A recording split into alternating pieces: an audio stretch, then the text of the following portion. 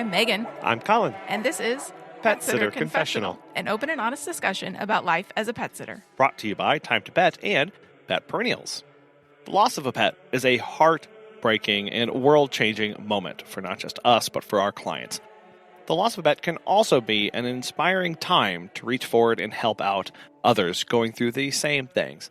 Erica Messer, owner of Wolfie's Wish, is on a mission to help people grieve better and to help society become more accepting of the grief that pet parents go through when their best friend passes away. Erica was inspired to start her own line of pet products focused on the grief for pet parents. Today, she joins us and shares her journey into pet products, how she manages to keep going, and what some of her lessons are from that process. Let's get started. I started Wolfie's Wish in October 2021 after my cat passed away from a horrible tragedy.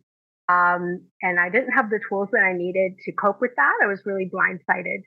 So my mom and I wrote this deck of grieving cards, and it's just designed to be read once a day.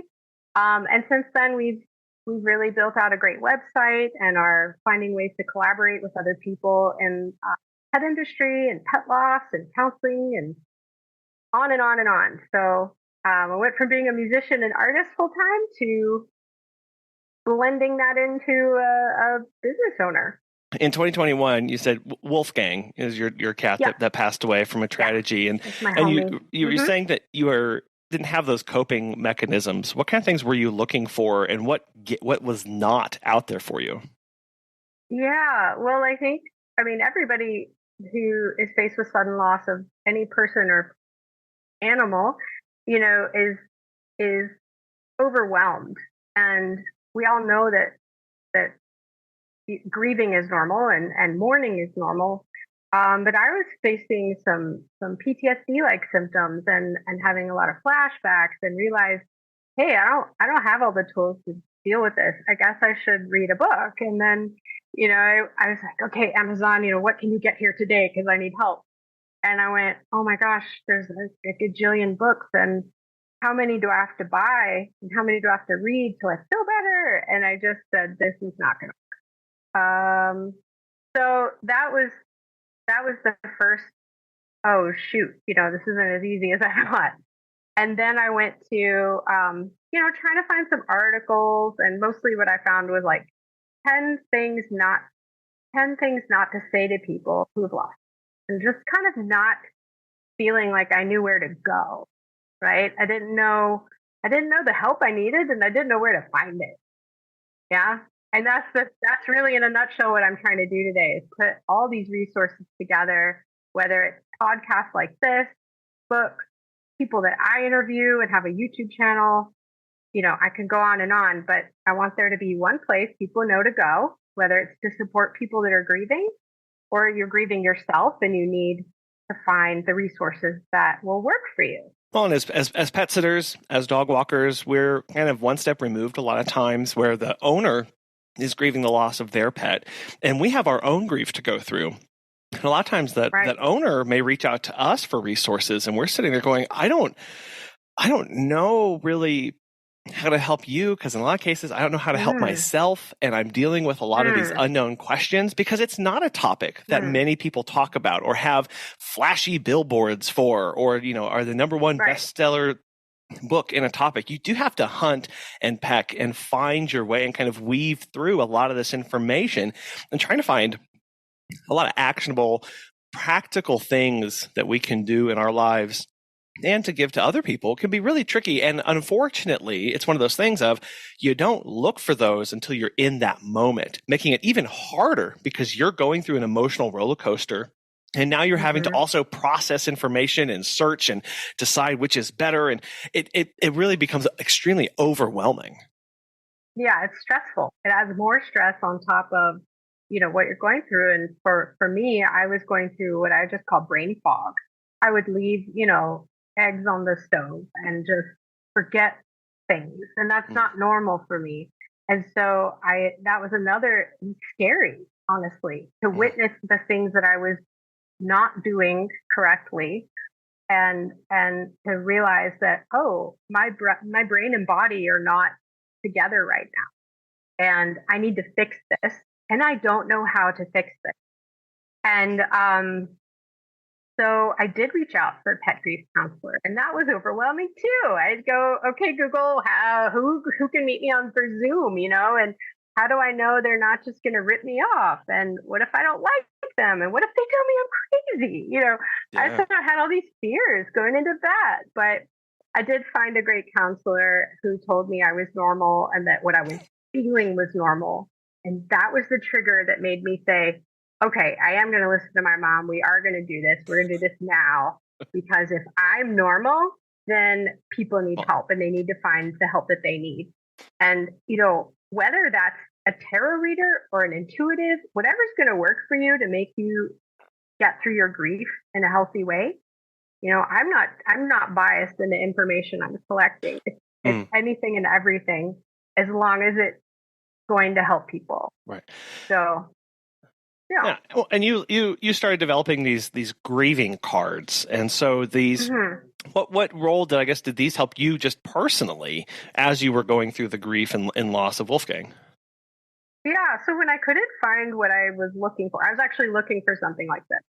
I love affirmation card decks. You read one thing a day and it's like, stay in gratitude today, or just these gentle reminders, right? I wanted something like that for pet loss. And I was really disappointed when I couldn't find it, because I thought, this is digestible. It's daily things. It's, very focused. Anyway, I ended up just, we were still in the pandemic. So I would just light a candle, sit with a cup of coffee, and just sit and ask myself, like, what do I need to do to heal today? What action can I take? And I started writing those things down as they came and sharing them with my mom.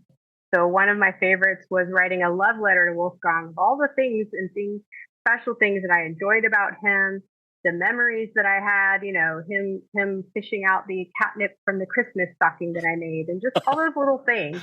And I put it away knowing, oh, good, okay, I'm not going to forget those. I can go back and read this. So it was really, really cathartic for me. And so anyway, my family and I got together and we kind of weeded through these and found the ones that were most universal, or so we thought. And that's how the grieving cards evolved, was just something that I wanted for myself. And then my mom was like, we have to make these, you have to share them. And, to be honest, I didn't want to. I didn't want to get into that. It just seemed like so much work. But again, talking to the counselor, and I realized, okay, she's right. We'll do it. It's going to be hard and challenging. And it is. But it's also really fun and rewarding. Well, and you mentioned the drive and the connection to those affirmation cards of these are things that are written down, black and white, physically represented in the world, that are here as a reminder to things that I might not physically be able to agree with at the moment, but it's there, right? It's right there. And having something as we're going through the grief, because we do have that brain fog, because we have these PTSD-like symptoms, because we are struggling to put together a lot of these pieces, having something physically in the world, in front of us, in front of our clients, in front of people, as a reminder of, I might not be able to remember this about myself right now, but it's right over here being written down.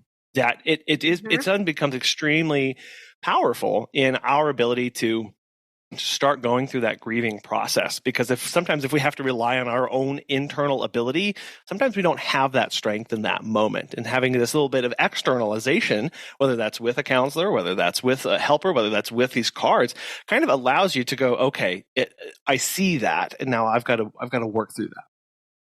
Yeah, and we all need a little bit of guidance and direction, and however that looks for a listener.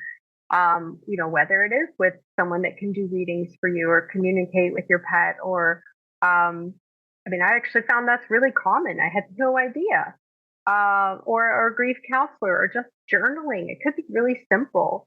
There's grief support groups online, or just want people to know what's available and then choose what's for them. And I really do love these grieving cards, because they give little insights, and it's like, okay, I can get through this 1 foot at a time. And, I'm curious, you had mentioned that your clients come to you for help, but you're also grieving. You bought these cards. I mean, did they help you? Do you think they apply to people that are pet caretakers as well?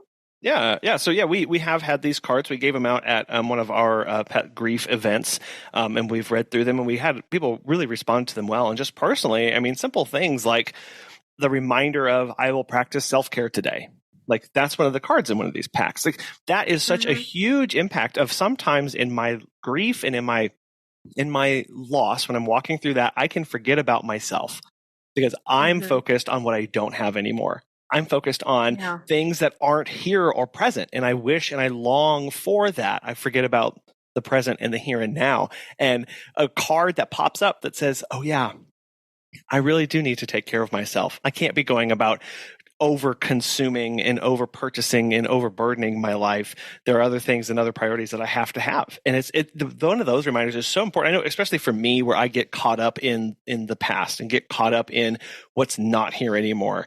The affirmations and reminders, in that aspect are very powerful because sometimes they may trigger a lot of this too of we don't know what we don't know and we don't know how to process things, and having little prompts or little reminders, just taking a moment and go, okay, what does that mean for me right now? When you get that prompt of like, I need to practice self-care today. Okay, what does that look like for me today? Maybe that's different than what it was yesterday. What is different for tomorrow? But it helps us be a lot more present and in the moment, especially again when, as pet sitters, dog walkers, we can feel weird grieving the loss of a pet that's not our own. We grow attachments. We have relationships with them. We see them daily in a lot of cases for years. And then the pet passes away, pet dies, and we're left going, well, should I be grieving? Like, it hurts. I really miss them, but they're not mine. And I guess, I don't know. Who do I go and say, my client's dog died, help me? Right. Like that's an even more awkward thing to say than my own dog died. Then I had an acquaintance through my business that their pet passed away, and now I'm left feeling empty. I have a hole now in my life. And there's the recognition that it exists, that is real. And having these reminders, these cards kind of stuff, they do help you in that moment of being like, oh, like you said, Erica, like you found somebody who said, what you are feeling is real, and they validated this is normal. And having that kind of repeated back to you on a recurring basis really does help. And if you think about that one, it's interesting you picked that one, is that, I read these and I post them on Instagram and tell people about them because maybe they don't know that they even like these. So I try to just give a variety. And I oftentimes read them and think, oh, I should do this today. Like we all need to remember self-care. Like our schedules are crazy. We're all really busy. You're an entrepreneur, you have a family, and we get, and I'm hard on myself too. When I was grieving, I was hard on myself. And that card reminded me, hey, take it easy. Schedule some time for a walk or a bath or a nap or whatever is going to make you feel comforted and cared for, and that everything really is okay. There's I had to do a lot of reminding myself of, I'm okay. I am okay. Everything is okay. Terrible thing happened. And yes, and accept it, but I've got to be gentle with myself and let myself heal, however long that takes. And that's another really hard thing I was taught by. It takes a long time to get through that, like months before I wanted to go to a museum. And I love museums. I have memberships at museums. I did not want to go to months. So you're just kind of, it's great to have people you can talk to. And I really like the Facebook group for pet loss, just an outlet to kind of check in and say, what are other people going? Are they also like not wanting to enjoy the things they used to? And you kind of, it's just a weird thing to be thrown into and not have any preference.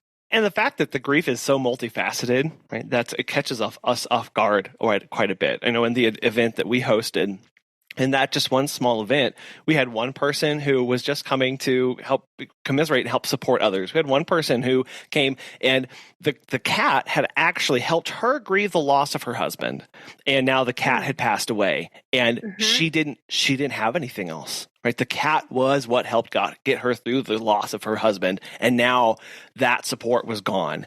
We had another lady who came up, and she had a dog who had a terrible illness and had to be put down. And she was battling with a lot of grief and second guessing and guilt of whether she had done enough. Sure. And as pet business owners, we have all those same feelings. Did I love them enough? Did I take enough photos of them? Did I give them, did I scrub their bowl out enough while they were still alive? Did they know how much I cared for them in the moments that I wasn't there? And we have so many facets of the fact that we lost our best friend, and we lost somebody who we were very close to, and now we're guilty about whether we did enough, and now we're unsure about how to move forward. And all of those things have to be processed in their own time and in an appropriate way. And having conversations like this, getting connected to a support group, a lot of times before you even need it, is one of the best things you can do, so you can be ready and have access to things. And whether that's for yourself or for your clients or for both, it really is a process of going, hey, I know, you just got a puppy. We're going to enjoy the puppy, but we're going to eventually need to start having some of these conversations about what things are going to look like when they're no longer with us. I would love to see veterinary offices have some pamphlets or some information on, hey, one day you're going to have to say goodbye to your pet. Here's some things that you can do now. Do you want to, just simple questions like, are you going to want to bury your pet in your yard? Or are you going to want to cremate them? Yeah. And just, I know it's really hard to talk about. And I say it now like it's easy, but nobody wants to talk about these things when they're in love with their healthy animal, And so I guess that's what I hope is that Wolfie's Wish will become a name that people know they can go to and find what they need when that time comes, and they can just kind of shut the door. They hear about it like, okay, yeah, Wolfie's Wish. And then they shut the door. And then when, it happens or they're anticipating pet loss, they can be like, what's that website? Oh, yeah. Okay, here's what, and get what they need and not have to go through that overwhelming search of like, there's grief counselors for anticipatory loss. I'm learning so many things every day of what we have access to now. And I mean, the technology and the internet is beautiful for that. Right? What would we do without it? Have you heard of Time to Pet? Chris-Anne from Rating Cats and Dogs has this to say. Becoming a Time to Pet client has been a game changer for us. We can give our pet services clients real-time, cloud-based information they never imagined they'd be interested in. And most importantly, to me personally, I can better manage my company and look forward to more. And not a small thing, Time to Pet is responsive to my requests for new features and modifications to existing ones. If you are looking for new pet sitting software, give Time to Pet a try. Listeners of our show can save 50% off your first 3 months by visiting timetopet.com/confessional. So I do want to take the conversation and move just a little bit into the actual products, because that's a world that is unfamiliar for a lot of our listeners. And you said you dove headlong into product development when you had a background in music. And so what was that process like for you of having this idea now going, okay, I need this made? How'd you walk through that? I kind of went like, I took this mentality of sink or swim. It's either going to work or it's not. And I'm going to act like it's going to work. And I'm just going to go for it and see what happens. Mm-hmm. And my first step was, well, okay, I see how to make the cards. I mean, I know what I want them to look like, and I know what I want them to say. But to manufacture something, okay, let's look at this. Oh, this is going to cost a lot of money. Oh, hey, let me put a GoFundMe together. And within 5 days, people were like throwing money. And I was crying when I would see these donations. I'd be like, what? I don't even know you. And you're giving me $500. Ah! Wow. So that was a big green light, right? To know that people, and here's the thing, the people that are asking to donate thought I was making sympathy cards. They didn't even know what I was doing. They were just like, that sounds like a good thing that's needed. Sure. And so, I feel really lucky that the process was pretty easy. Like you just do one thing at a time. You make a list, you get a budget together, and I printed some at home just to kind of start getting something tangible. And then it's just kind of taking it one step at a time. I still have no idea what I'm doing. I'll be frankly honest. Every day I wake up and I'm like, okay, what do I need to figure out today? And honestly, it's kind of fun. I mean, you have to be creative, and you have to be willing to overcome obstacles. And that's my personality. I love challenges. I love new things.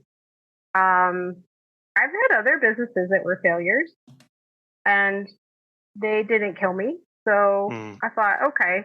There was a point where my husband and I, we had to talk about how much we were going to invest of our own money. And, we came to the bottom line of like, well, the worst thing that's going to happen is we're going to help a bunch of people and have to give away cards at some point because it didn't work as a business. Or we screwed up somewhere, so we have gifts to give people for the rest of our lives. So we were like, that's not a bad fail. Let's go. Let's do this. Honest conversation we had. Yeah. Yeah. Well, again, going, if you have a need, and a lot of this of going, how do I keep moving forward? I have to think about the worst possible outcomes. Right? We're just kind of relating to our previous conversation of, I've got to think about the worst possible outcome with my pet. So I don't avoid that, because when I avoid, what do? I arrest my progression through life. And so now, if I have this goal, this challenge, the worst thing that can happen is, sure, we'll maybe out some money, but now I can give these away for a really long time. What a different mindset that is about how we approach it. So we can be creative, because sometimes in order to be creative, we have to think sky's the limit in order to go, what is actually possible? And then we'll make sure, then we'll see if it's feasible for me. But first, we've got to just get it out there and start going. So did you Google like companies that mass print cards, or how did you start even partnering with a manufacturer? Totally. Yeah. What I found in the US is that not there's like one company that can do it, and they weren't giving me good prototypes. The boxes were actually already coming from China. So I was like, this doesn't make it. It was like, I would just kind of ask, what really happened was my brother's wife in Australia said, I have a friend who did a Kickstarter and produced tarot cards. Would you like to be in touch with her? And I was like, heck yeah, I would. So I got in touch with her. She shared her contacts with me. And she said, Erica, I've spent 3 years developing my tarot deck, and let me tell you who not to work with and who to work with. Oh, wow. And I wrote to this person that she was really happy with, who happened to be in China. We still have a great relationship. I write to her very often because I'm doing some new products now. And that's how that got started. I finally clicked there. But in the meantime, I wanted to find different ways to produce. I was looking into sustainability, and I said, well, I live in Munich, Germany. My family's in Florida. So what if we produce in Florida, I produce in Europe, and I produce in China, and then at least we can get the cards to the closest point, right? I can't do everything perfectly, but let me try. And I found a producer. I ended up finding a producer in Italy who does use sustainable practices when possible. Just using digital ink, for example, saves tons of water. So I have done my research. I have to put that out there that I do care about the environment, and I do care about my friends. And yes, this is a paper product.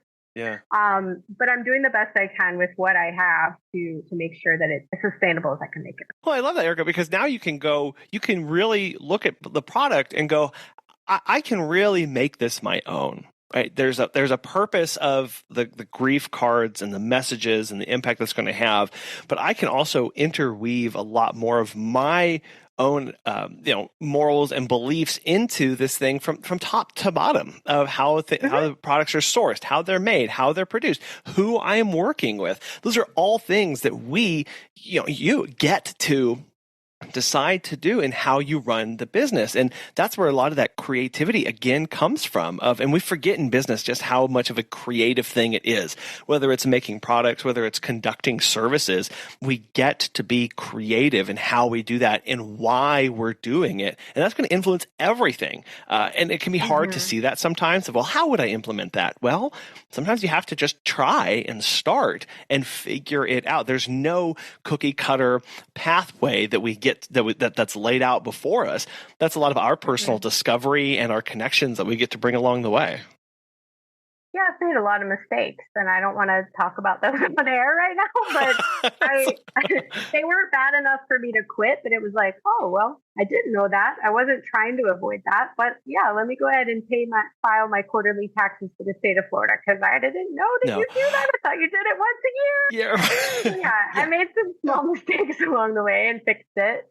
But I also want to say, I had to decide what kind of business to form. And Mm. because I wanted full control, I did not do a nonprofit.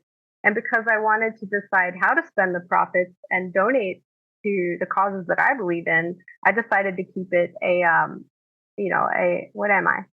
LLC. An Oh, LLC. okay. So you formed Yeah, formed the company out of the United States. You didn't form it over in Germany, right? Okay. Right. My mom and I run it from her house, actually. Okay. The products are in her garage. She fulfills in the living room, and I do the same thing here. I have a storage unit in my basement, and I fulfill orders in my living room. And, at some point we'll be big enough where we can be like, hey, third-party shipping warehouse, you want to, take our money? I mean, that's expensive, but anyway. Yeah. Moving back.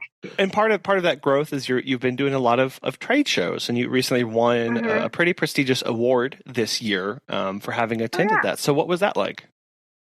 That was really great. I cried under the booth when I found out I had won. And there was some strangers around like, what just happened? But yeah, I went to Superzoo, the largest pet trade show in North America. And, again, I'm not afraid of failing. I'm not afraid of trying good things. In fact, it makes life worth living. So, we packed up our stuff. We went there. I had no idea what we were doing or who we were going to meet. Really how to do it. We just did it. And I entered my products into the new product showcase. So different categories, and then 5 judges will go around and vote. And we won first runner-up for best new product in the gift category. And we're given a nice piece of glass engraved with some fancy words. And sure, I mean, it gave me a lot of credibility. Again, it gave me that like pat on the back with just keep going. You don't know what you're doing, but you're figuring it out. This is really good feedback. So just keep going. Make your mistakes with your taxes and then fix it and make other mistakes and just keep going. Yeah, that's a lot of what our process is. You figure it out. And we said that quite a bit. Yeah. And so you entered into the world of trade shows now. What are some of the biggest things that you have learned about them? Well, the trade shows have all been really different. I did one here in Germany. I did a vet show recently in New York. And what I'm learning is how the products will be received in different countries and different professions. And it's all been really good because we found that, I don't really cornered into, like I can market these in multiple ways, like as a gift at gift shows. I can go to pet caretaker dog grooming shows. I can go to kind of anywhere in the pet industry and find someone that's like, oh wow, that's cool. Okay. But trade shows themselves, I really gotta say, if anyone's considering doing it for a product they have or a service, I mean, just be prepared to work your butt off. It's exhausting. You're on your feet, 8 hours a day, thinking on your feet. You got to get all your inventory there and set up. It's expensive to go. It's a lot of work that doesn't always pay off right away. I broke even with Superzoo. I did not make a profit in the very first one in Germany, and I just came back a few days ago from the New York one, and that's more complicated because the people that I met have partners, and it's a bigger investment for them they can't make decisions on the spot. So I don't know. I want to do more. I want to do the Atlanta gift show, but I'm terrified because it's quite a lot of money, and I don't really have it. There's my trade show expertise. Well, and I one of the lessons that you said you learned from that is basically finding different niches in the market and how you curtail your messaging around that. And I think that's really important in that as a service provider, it's like, I offer a dog walk, right? It's a dog walk. The dog walk doesn't really change. It's just a dog walk. But remembering of how I communicate that one thing is going to change depending on who I'm talking to and what part of the market I'm trying to get to. And so I can use different language, different imagery, different pictures, different colors, different fonts to target a wider area of people and allows us to talk with different segments of that market. And because sometimes we can feel like, well, I'm only talking to this person, or I'm only talking to this person, or how would I imagine having one service or one product and targeting different people? Well, you do it in different ways with how, like you said, like, oh, is it a gift? Is it something that they have up at the front? Is it a giveaway? Is it included in a basket? Is this for another business? All these different concepts start going out the more we are talking with people around us in our community or other people. And that's part of that. Okay, now I can learn about how to talk to this and market this to people that I need to be marketing to. Right. I think that's my biggest hurdle is, I met someone who, she's a very successful entrepreneur, okay, who's doing some really cool stuff. And I said, so I like to ask people that, make it, like, so what do you attribute to your success? And she's like, well, she said Netflix. She's like, well, that doesn't help me out. What do you mean? And she's like, well, Netflix approached me for a show and that pretty much did it. I was like, okay, give me your next thing. She's like, give it time. She's like, Erica, give it time. You're in this 1 year. It takes 4 to 5 years for things to really pick up and take off. And I was like, thank you. That applies to me. Yes. Netflix, I don't really know what. Thank you for that answer. I'm glad that worked for you. Yeah. Be approached by multi-billion-dollar company. Sure. Right. Got it. I didn't see those people investing in my Kickstarter.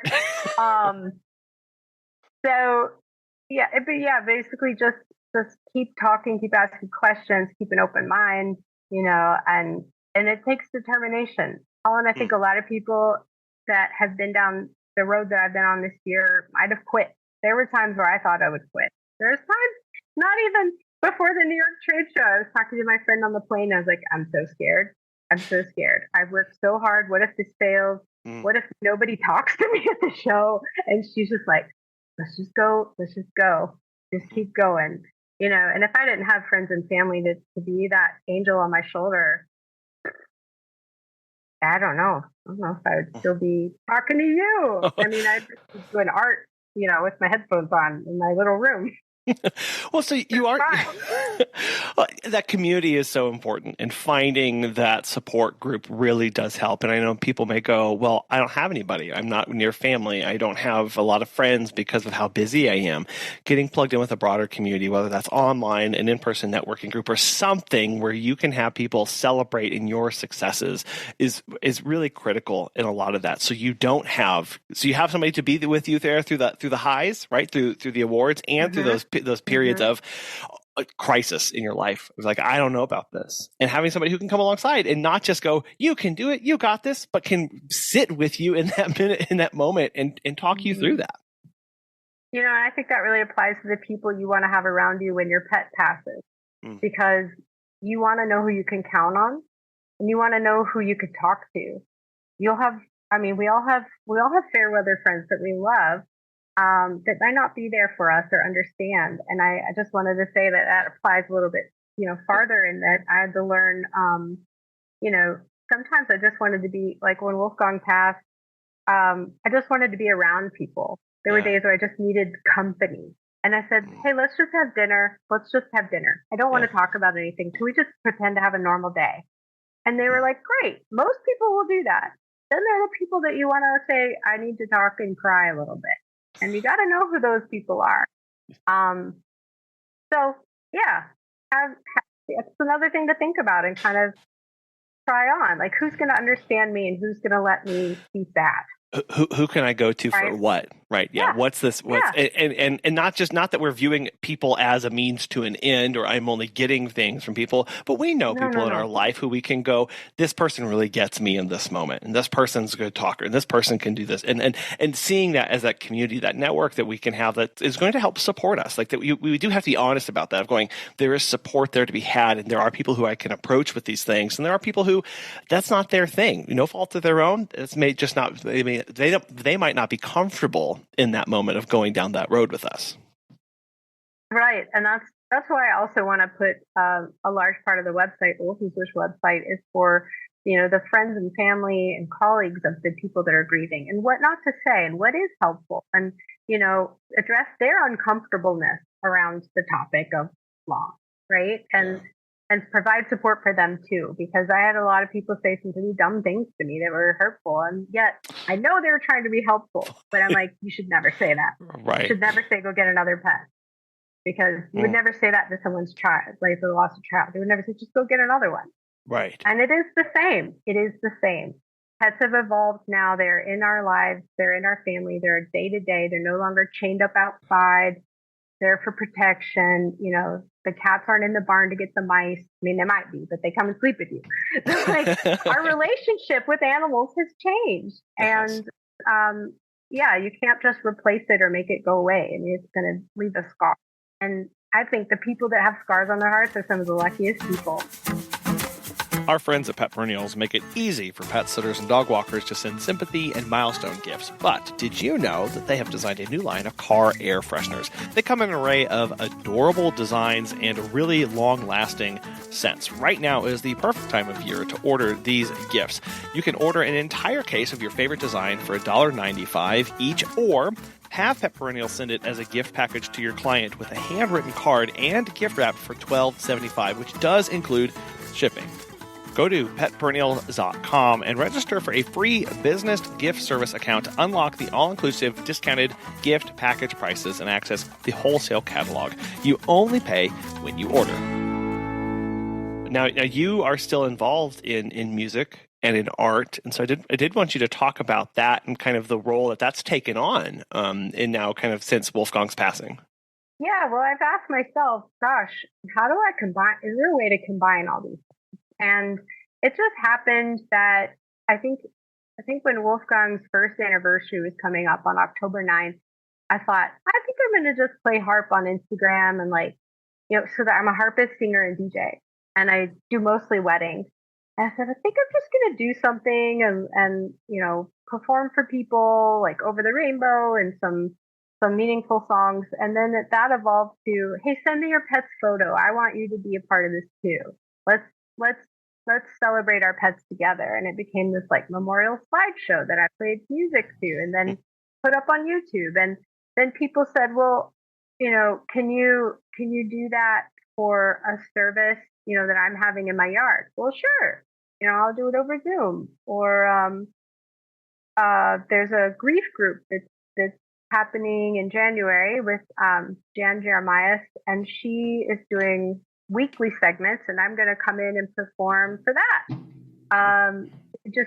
Hold some space for people to just sit and listen and be focused on music, right? Music is healing, and the harp. I mean, there's not a much more healing instrument than that.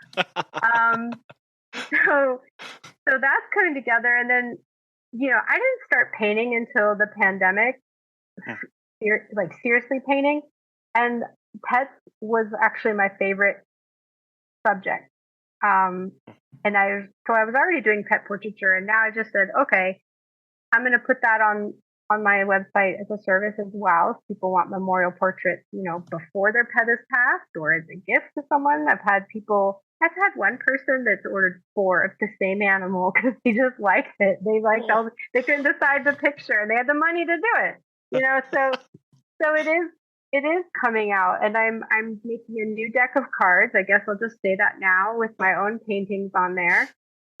We're going to release that sometime late in 2023.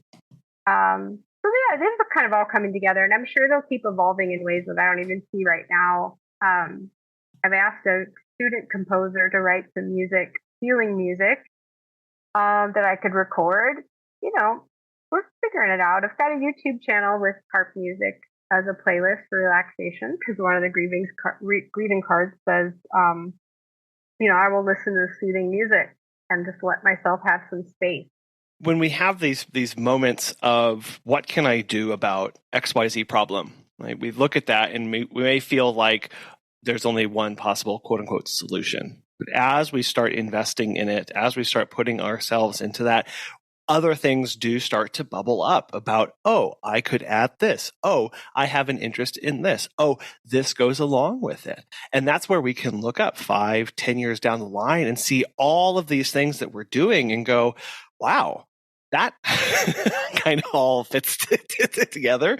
But remembering that we can contribute in so many different ways, that we do have our own gifts, our own talents that we can do to pour into whatever effort that we're doing, whether that's creating the best dog walking service, whether that's creating the best pet grief cards and resources for people. There's so many facets there, and I love how you mentioned that music is healing, and when you are playing the harp, what's going through your mind, knowing that you're playing for these people who are going through a really tough time? I hope I don't mess up. That's pretty much what goes through the mind of every musician. Yeah. Except for Miles Davis. He's got some kind of crazy, he's like, I find the spaces between them. No, most musicians are neurotic and we're perfectionists and nothing is ever good enough.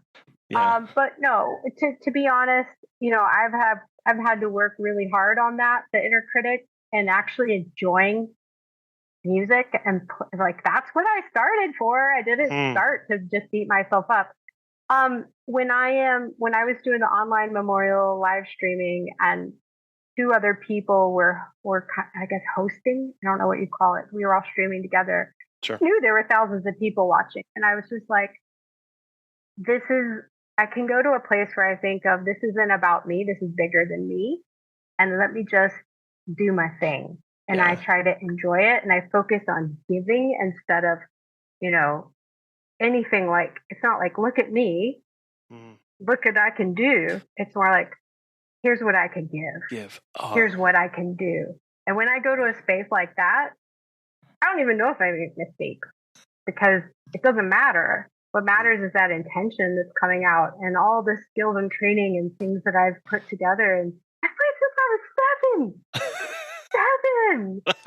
And I go, okay, so what's a mistake? You've done it your whole life. Just bring that.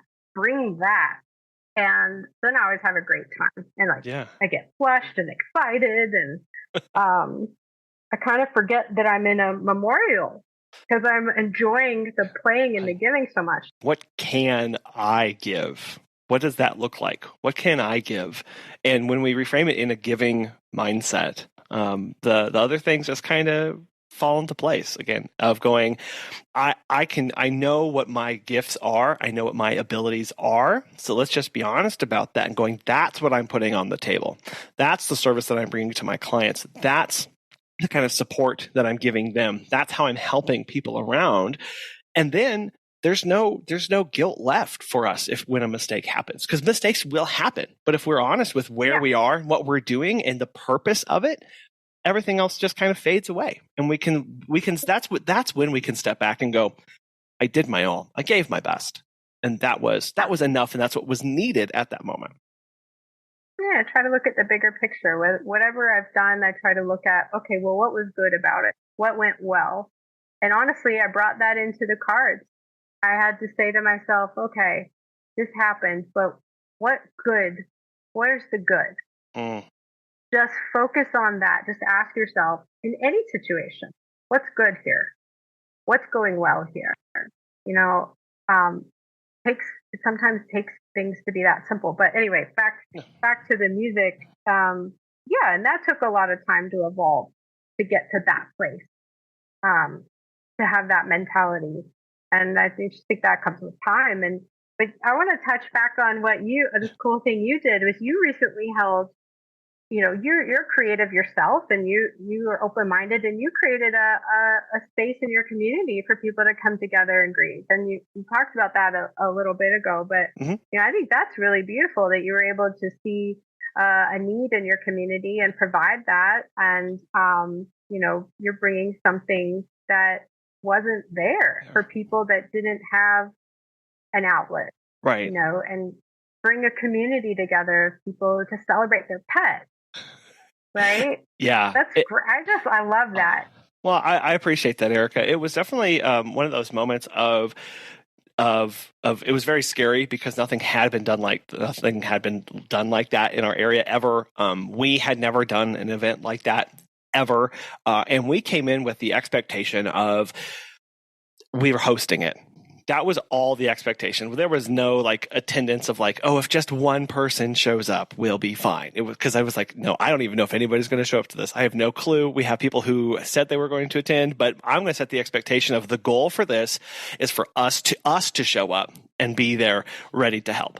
And people did. They showed up. It wasn't a huge gathering of people, but didn't have to be because the people that needed to be there were there. And we just had to trust that of going, we're going to make that space. We're going to give that time, have resources, and the people who need to be here will be here. And that was such an amazing experience to be able to be with people in that moment and to hear their different needs, to hear their different struggles, and then for them to just simply look around and go, wow, I'm not alone.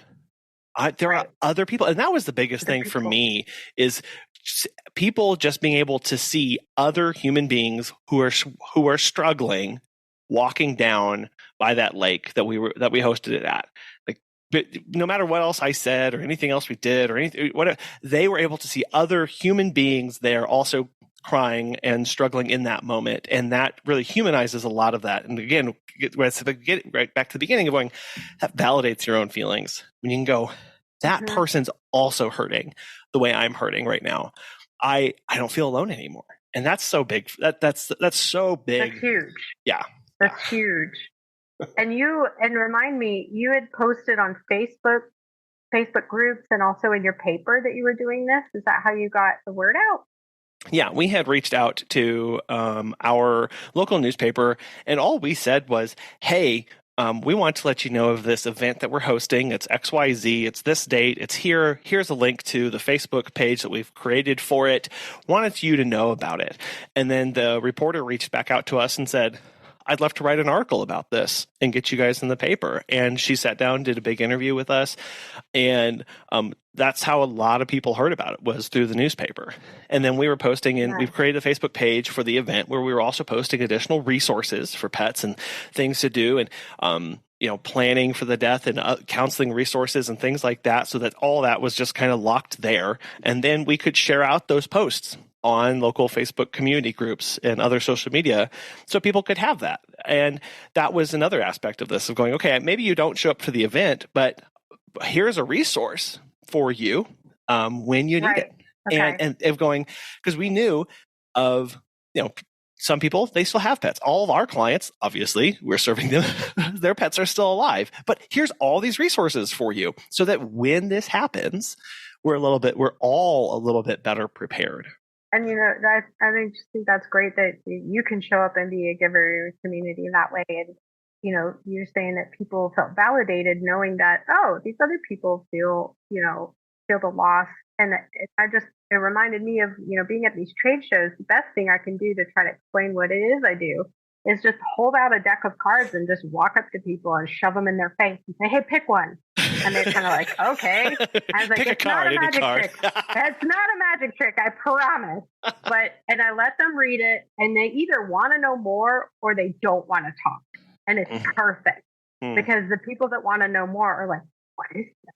Yeah. And sometimes they read them and they get emotional. And what I love is that I can sit there and talk human to human. I don't know this person from anywhere, right? Mm-hmm. And we both like connect in that way of, oh, I did love my pet with all my heart. And the pain I feel is equal to the love I gave. It's just like, oh, you just let this burden off your shoulders, because I talked about how hard I was on myself. Like, I shouldn't be feeling this way. I should be tough. I should get on with it. I should da-da-da-da-da. No, It is okay to hurt. It is okay.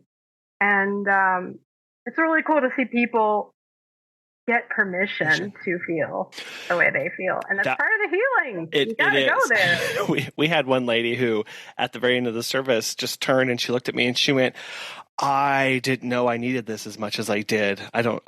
These feelings were a lot more than I thought. And just, it was this, because why, where did that come from? Because in the rest of her life, she didn't have the space, or, used an important word there, permission to let them out. She wasn't supposed to. She wasn't supposed to have that. When Megan and I, we were crying along with everybody else because of the pets that we had lost, our own personal and then clients' pets that were no longer with us. That was part of this process too, of going, like this is a space for everybody, and it is a space for everybody, whether you've lost a pet or not. There are these things that, like we've talked about, that we can do, that we need to be doing, and we'd have ready to support people in those moments so that it doesn't catch them off guard and they don't have to struggle. Yeah, and if it does catch you off guard, hopefully Googling, pet loss resources, pet loss help, there will be more in the years to come that show up that are relevant. I know I can't be everything, and Wolfie's Wish can't be everything. And I hope that more people see that this is a need and we're talking about it and it's okay to talk about it. And when I interviewed you for my YouTube channel, you told me about Colleen. Is it Colleen Ellis? Ellis, yes. Who said, I will never forget this quote that was, 70% of the population owns a pet, but the 30% that don't are telling us how we can act in our grief. And I will never forget that, because it's so true. And we really need to change the dialogue and conversation. I want to see people have paid time off for pet loss, and have it taken as seriously as losing a loved one in your family, because it is the same. Yeah. It's the same. Erica, I really appreciate you having this conversation with us and encouraging others, but I know that there's a lot out there. So how can people get in touch with you, follow along the type of thing that you're doing, and start getting connected to some really good resources? Yeah, I would say number one is wolfieswish.com. And there's a resources page, a blog page. Of course, we have a shop there. But then I'm on almost all the social media accounts as well, Wolfie's Wish. I post mostly to Instagram, so Wolfies_wish. And it's not hard to find me. Perfect. Well, Erica, I'll have all those links in the show notes and on our website so people can start getting those resources and start seeing all the awesome stuff that you have going on. I really want to thank you for taking time out of your busy day to come and talk with us today and share about this. It really means a lot. Happy to. Thank you for having me. As Erica said multiple times, developing your own product is a grueling process, from the design to finding a manufacturer to then getting it to production to then finding the market and the niche that it goes to. But as Erica also said, it's worth it when we have that inspiration. It's worth it when we find that drive and that reason for needing to do that. So whether you are looking to design your own product or add products to your business, the one question we have to always come back to is why? Why am I doing this? Why does this need to exist? Why is this going to help my clients, help my business? What does it mean for us to do those things in our business? Once we can ground ourselves in that, we have the motivation and the drive to continue and push forward. If you are interested in ordering from Wolfie's Wish, you can go to wolfieswish.com and use the code PETSITTER, all caps, for 15% off all of your orders. We had these cards at the event that Megan and I hosted earlier in the year through our pet business, and they really were a hit, and people loved them, and they got to take them home and have something that they could look at and affirm the feelings that they were going through. So I encourage you to go and look at those. We want to thank our sponsors for today's episode, Time to Pet and Pet Perennials, for making it possible. And we really want to thank you so much for listening. We hope you have a wonderful rest of your week, and we'll be back again soon. What goes on?